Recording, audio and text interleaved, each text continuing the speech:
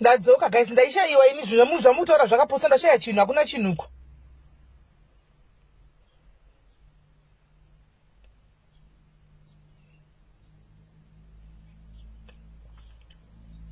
Ndashaya ini guys, ndashaya ndakuchandaona ini asi kuda vabvisa avo bamneno chandina asi hanimoza tatitse kujim here tatitse kujim tazoposta nguva iyi tatitse kujim tatiri kujim tese ndazoposta nguva iyi kwai kune post yanga yapicture yanga yapostwa ndotobva kufonera munhu handikuti iyo picture yakutaura zvikanzi ndofunga yabviswa because handichaioniwo. So guys, handisati ndataura bamna handisi kuziva kuti ndavafonera ndine phone 1 anyway handisi kuziva sati ndaziva kuti post picture yakandwa ndeichi but pardon me guys, forgive me. Hanzi maro handina kuriona ini nisha hakuna uko. Handina kuona chinhu ini Julia hakuna chinhu kuda vabvisa. Handina kuona mama comment here. Kana makomenta vachipopota that means vabvisa. Handina kuona chinhu ini. Handisanga titse kujim. Tatiri pa live kujim tese. Ndinenge ndiye phone 1 kai. Tatiri pa live kujim tese saka ndina kuona chinhu handina chandaona. Ndofunga vabvisa. Pandataura kuti bvisai pana pandofunga vabvisa. Hanzi ichiriko haisiku diaries iri pa SIS MELLY page kupiko ririko ndabva kupi kwai kwakanzi SIS MELLY. Guys, mina itione vidwe mina nditsvage my phone zvakaoma. Ish, maji mafoni acho ari kumusoro uko.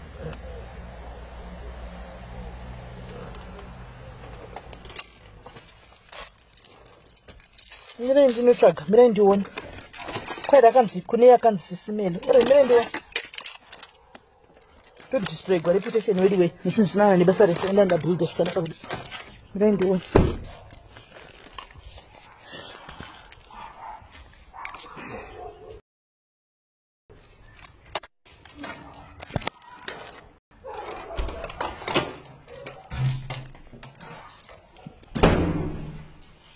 Mira ndi chakeni kiyecho.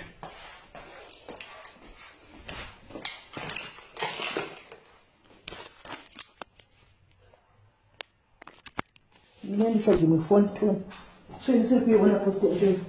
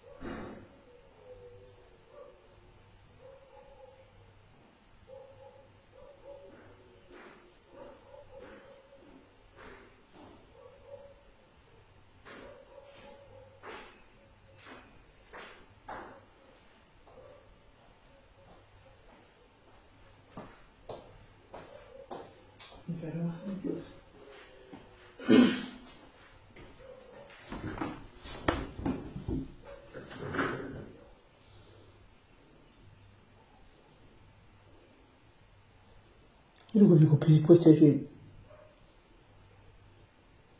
Okay, it's not just gonna posting. Papico.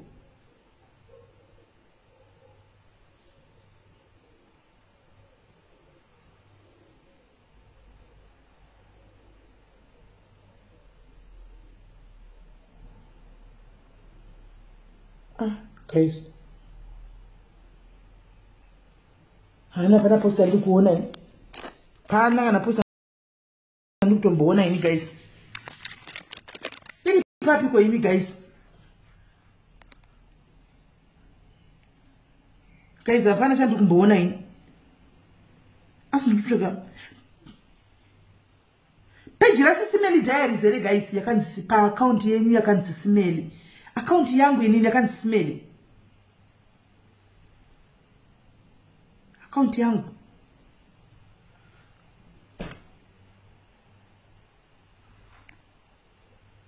Pa account yangu inini. Mina itoni asi chichikuiti. Kuchoka page ina ndisikiona. Mina indikate guys. Because account yangu yakanzi SIS MELLY ila mina itoni. Mira ndinde kutoni. Ndakukata guys riga indone kutoni. Kuzizwa mukutaura zvisikuenderana.